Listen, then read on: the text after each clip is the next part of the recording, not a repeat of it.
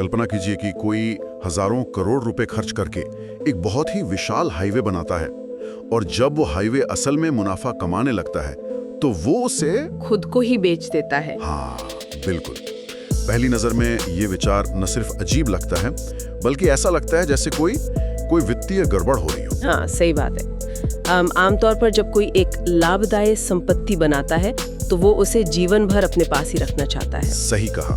लेकिन देखिए, आज हम एक ऐसे वित्तीय परिदृश्य पर चर्चा कर रहे हैं जहां एक संपत्ति को एक खाते से निकालकर दूसरे खाते में डालना ही असल में विकास की सबसे बड़ी चाबी है। तो चलिए इसे थोड़ा विस्तार से समझते हैं। आज के इस गहन विश्लेषण का विषय ठीक यही है।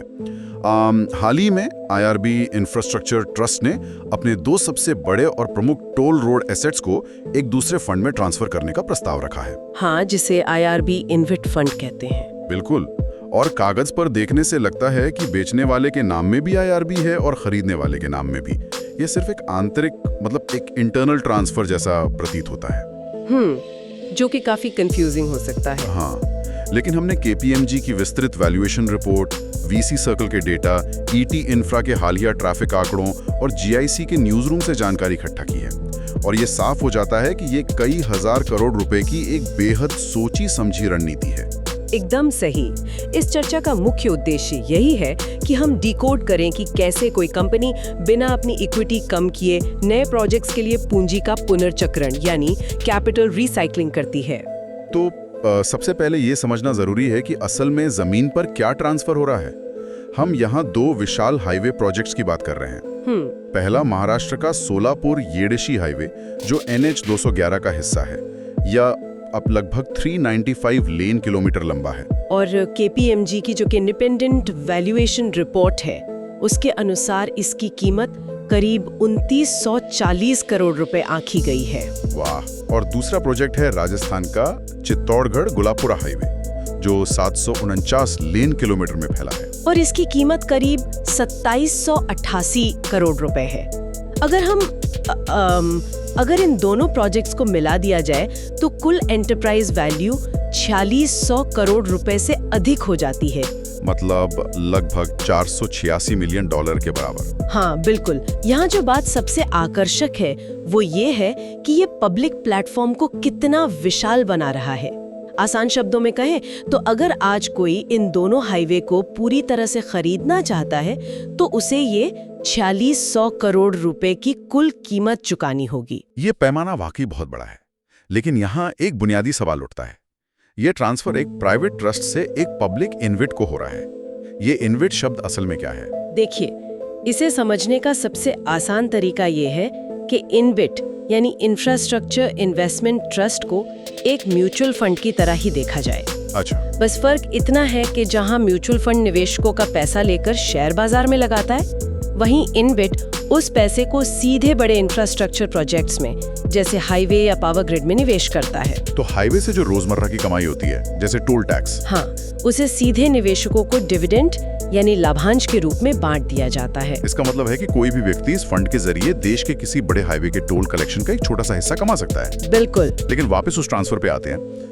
बेचने वाली संस्था आईआरबी इंफ्रास्ट्रक्चर ट्रस्ट है और खरीदने वाली संस्था आईआरबी इन्वेट फंड है। क्या ये ऐसा नहीं है जैसे कोई अपने ही घर के एक कमरे से सारा कीमती सामान उठाकर दूसरे कमरे में रख रहा हो? इसके लिए इतनी कागजी कार्रवाई क्यों? ये घर वाली एनालॉजी काफी दिलचस्प है, लेकिन ये तभी सटीक बैठती है जब हम कल्पना करें कि ये एक ही घर के 2 कमरे नहीं बल्कि 2 बिल्कुल अलग अलग इमारतें हैं। अच्छा, 2 अलग इमारतें? हाँ, जिनकी चाबियां अलग अलग लोगों के पास है।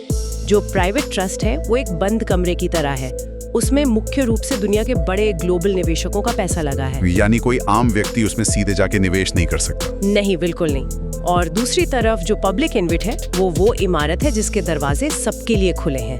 ये शेयर बाजार में लिस्टेड है, तो कोई भी व्यक्ति जिसके पास डीमैट अकाउंट है वो इसके यूनिट्स खरीद सकता है। एकदम सही। इसलिए जब ये हाईवे प्राइवेट ट्रस्ट से पब्लिक इन्वेट में जाते हैं तो ये सिर्फ एक जेब से दूसरी जेब में पैसे डालने जैसा नहीं रह जाता। संपत्तियों का मालिकाना हक पूरी तरह से बदल जाता है। वाकई। हाँ, वीसी सर्कल के आंकड़ों के अनुसार इस सौदे के बाद पब्लिक इन्वी का कुल एंटरप्राइज वैल्यू 18,300 करोड़ रुपए से उछलकर सीधा 23,000 करोड़ रुपए के पार हो जाएगा।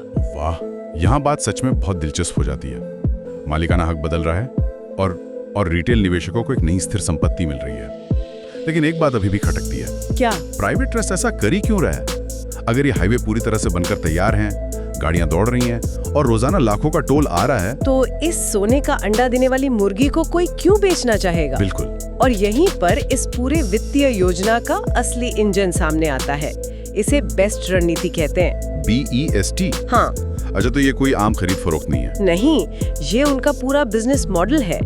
बेस्ट का मतलब है बिड, एग्जीक्यूट, स्टेबलाइज और transfer. Bid, execute, stabilize, transfer. चलिए इसे थोड़ा समझते हैं। बिड का मतलब साफ है कि जब सरकार नए हाईवे का टेंडर निकालती है तो बोली लगाना। हाँ, एग्जीक्यूट यानी जमीन पर जाकर उस सड़क का निर्माण करना, और स्टेबलाइज का मतलब शायद ये है कि जब हाईवे पूरी तरह चालू हो जाए और टोल टैक्स का आना एक स्थिर स्तर पर पहुंच जाए। बिल्कुल।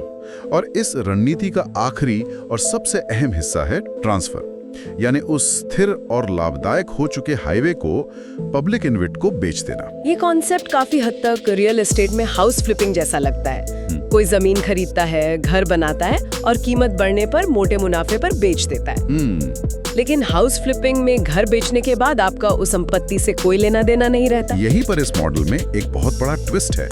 जब ये कंपनी अपना हाईवे पब्लिक इन्वेट को बेचती है तो वे पूरी तरह से बाहर नहीं निकलती। अच्छा, तो क्या करते हैं? वे उस हाईवे का ऑपरेशंस और मेंटेनेंस कॉन्ट्रैक्ट अपने पास ही रखते हैं। यानी वे एक तरह से प्रोजेक्ट मैनेजर के तौर पर बने रहते हैं। हाँ, इसका मतलब है कि उन्हें हाईवे बेचने पर एक मुश्त हजारों करोड़ रुपए भी मिल जाते हैं और सालों साल उस हाईवे की मरम्मत के नाम पर एक आय भी मिलती रहती है। ये एक एसेट लाइट मॉडल है। तो अगर प्राइवेट ट्रस्ट को पब्लिक इन्वेस्ट से हजारों करोड़ रुपए की भारी रकम मिल जाती है तो वे उस पैसे का क्या करते हैं? उसी नकदी का इस्तेमाल कैपिटल रिसाइकलिंग यानी पूंजी के पुनर्चक्रण के लिए किया जाता है। जब भी किसी डेवलपर को नया प्रोजेक्ट शुरू करना होता है तो या तो वो बैंकों से कर्ज ले जिस पर बहुत ज्यादा ब्याज देना पड़ता है, या फिर वो शेयर बाजार में नए शेयर जारी करें। लेकिन नए शेयर जारी करने का मतलब है कि कंपनी के मौजूदा शेयर धारकों का हिस्सा कम हो जाना, जिसे हम इक्विटी डाइल्यूशन कहते हैं। बिल्कुल, और कोई भी निवेशक इसे पसंद नहीं करता। तो कैपिटल रिसाइकलिंग इसी डाइल्यूशन से बचने का अचूक तरीका है। फंसी हुई पूंजी तुरंत आजाद हो जाती है और फिर वे उसी कैश का इस्तेमाल करके किसी नए हाईवे प्रोजेक्ट के लिए डिड लगाते हैं। डेवलपर के नजरिए से तो ये एक परफेक्ट प्लान लगता है, लेकिन जो पब्लिक इन्वेस्ट इस पुराने हाईवे को खरीद रहा है और उसमें जो रिटेल निवेशक बैठे हैं, उनका क्या? उनका क्या मतलब? मेरा मतलब है, अगर कल को अर्थव्यवस्था धीमी हो जाए या इन्फ्लेशन यानी महंगाई बहुत ज्यादा बढ़ जाए तो क्या रिटेल निवेशकों का मुनाफा कम नहीं हो जाएगा? ये एक बहुत ही महत्वपूर्ण सवाल है और KPMG की रिपोर्ट इसका बहुत दिलचस्प जवाब देती है। भारत में जो बिल्ड ऑपरेट ट्रांसफर प्रोजेक्ट्स होते हैं उनकी टोल दरें थोक मूल्य सूचकांक यानी WPI से जुड़ी होती हैं। अच्छा, WPI का मतलब है कि ये सीधे तौर पर महंगाई दर से जुड़ा है? जी हाँ, जैसे जैसे देश में इन्फ्लेशन बढ़ता है एक तय फॉर्मूले के तहत टोल की दरें भी खुद ब खुद बढ़ जाती हैं। तो ये तो इन्फ्लेशन के खिलाफ एक तरह का प्राकृतिक सुरक्षा कवच हो गया। बिल्कुल, एक नेचुरल हेज है। इन्वेस्टर को एक ऐसी संपत्ति मिल रही है जिसका कैश फ्लो न सिर्फ स्थिर है बल्कि महंगाई के खिलाफ सुरक्षित भी है। वाकई। और इसी कैपिटल रिसाइकलिंग के दम पर कंपनी ने एक बहुत बड़ा लक्ष्य रखा है। उनका लक्ष्य 2029 तक अपने एसेट बेस को 1.40 लाख करोड़ रुपए तक पहुंचाना है। 1,40,000 करोड़ रुपए? ये संख्या इतनी बड़ी है कि कोई अकेली भारतीय कंपनी इतना बड़ा जोखिम खुद नहीं उठा सकती। और इसीलिए इस पूरी कहानी में अंतर्राष्ट्रीय दिग्गजों की एंट्री होती है। अच्छा, विदेशी निवेशक? अगर हम इसे बड़ी तस्वीर से जोड़कर देखें तो ये दुनिया के सबसे बड़े निवेशकों का एक गठजोड़ है। 2019 में सिंगापुर के सॉवरेन वेल्थ फंड GIC ने इस प्राइवेट प्लेटफॉर्म में 49% की बड़ी हिस्सेदारी खरीदी थी। सॉवरेन वेल्थ फंड्स तो बहुत सोच समझकर दशकों तक स्थिर रहने वाले रिटर्न्स के लिए निवेश करते हैं। हाँ, लेकिन ये गठजोड़ यहीं नहीं रुका।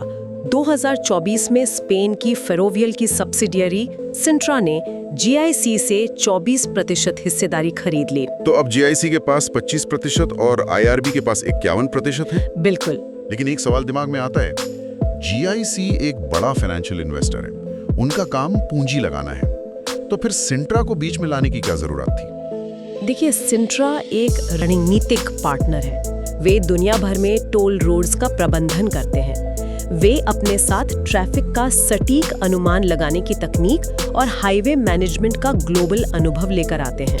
मतलब एक भारतीय डेवलपर, एक ग्लोबल फाइनेंस इन्वेस्टर और एक रणनीतिक पार्टनर, ये गठजोड़ भारत के मजबूत बुनियादी ढांचे की संभावनाओं को भुना रहा है। एकदम सही।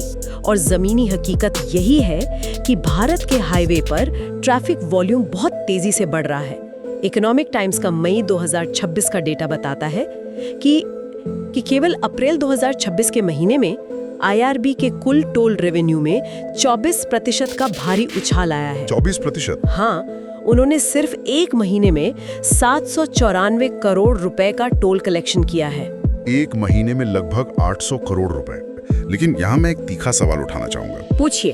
क्या इन विदेशी निवेशकों की, जैसे GIC या सिंट्रा, इनकी दिलचस्पी सिर्फ भारत के शानदार टोल कलेक्शन आंकड़ों की वजह से है, या इसके पीछे भारत सरकार द्वारा इनबिट्स को दिए जा रहे नीतिगत समर्थन का भी कोई बड़ा हाथ है? ये बहुत ही अहम सवाल है। असल में ये दोनों का एक मिला जुला परिणाम है। अंतर्राष्ट्रीय फंड्स को एक ऐसा रेगुलेटरी फ्रेमवर्क चाहिए होता है जहां वे अपना मुनाफा आसानी से अपने देश वापस ले जा सकें, बिना भारी टैक्स चुकाए। हाँ, भारत सरकार ने इनविट्स के लिए एक बहुत ही टैक्स कुशल ढांचा तैयार किया है। शानदार ट्रैफिक ग्रोथ और सरकार का मजबूत नीतिगत समर्थन, इन दोनों ने मिलकर ही इस सौदे को मुमकिन बनाया है। तो इस सब का असल में क्या मतलब है? जो लोग इंफ्रास्ट्रक्चर और फाइनेंस को करीब से समझना चाहते हैं, उनके लिए ये जानना जरूरी है कि ये 4600 करोड़ रुपए का एसेट ट्रांसफर सिर्फ 2 सड़कों का सौदा नहीं है। बिल्कुल नहीं। ये इंफ्रास्ट्रक्चर को फाइनेंस करने का एक बेहद स्मार्ट तरीका है। जब भी कोई किसी बड़े हाईवे पर सफर करता है और टोल चुकाता है, तो वो पैसा वैश्विक स्तर पर कैसे रिसाइकिल होकर नए इंफ्रास्ट्रक्चर का निर्माण करता है, ये समझना बहुत जरूरी है। हाँ, क्योंकि ये देश के विकास के असली पहिए को समझने में मदद करता है। लेकिन इससे एक महत्वपूर्ण सवाल खड़ा होता है। वो क्या? अगर दुनिया भर की इंफ्रास्ट्रक्चर कंपनियां इसी ट्रांसफर रणनीति को पूरी तरह अपना लें, तो क्या भविष्य में देश के सभी बड़े हाईवे और सार्वजनिक संपत्तियां केवल मुट्ठी भर विशाल पब्लिक ट्रस्ट के ही एकाधिकार में रह जाएंगी? क्या विकास की रफ्तार बनाए रखने के लिए संपत्तियों का ये केंद्रीकरण सही दिशा है? ये एक ऐसा विचार है जिस पर सबको सोचना चाहिए। वाकई, क्या हम अनजाने में इंफ्रास्ट्रक्चर के नए एकाधिकारों की नींव रख रहे हैं? ये एक ऐसा सवाल है जो किसी के भी मन में आ सकता है, और इसका जवाब शायद समय ही देगा। खैर, आज के इस गहन विश्लेषण में इतना ही।